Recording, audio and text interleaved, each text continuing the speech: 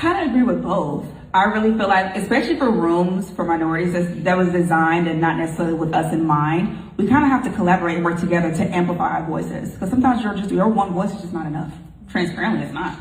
I'm gonna keep it real with y'all. Y'all know how the world is built. It's not always built with us in mind. You know exactly what I'm referring to when I say us. So I really encourage you guys to work together, collaborate to amplify your message, to get your message across. Sometimes they don't have no choice but to hear you then, right?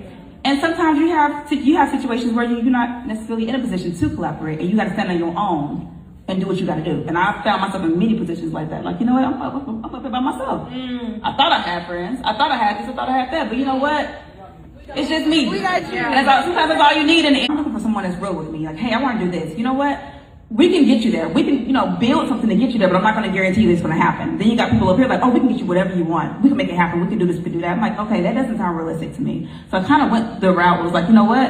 I like your answer. You're saying like, we can get creative on ways to get you there, but I'm not going to guarantee that it's going to happen the way you want it to happen.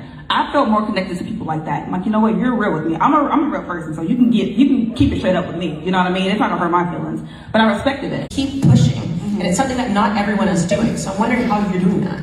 I think it's the fear of losing it all, if I'm being completely honest. I'm not scared to say I'm nervous or I'm scared at times. Imagine having to come out of a villa and having to quit your 9 to 5. It was a guaranteed paycheck. I was getting every 2 weeks, child. That was hard. I'm not gonna lie. So, the moment that I had to make that call to my general manager that I cannot return to work, the pressure set in.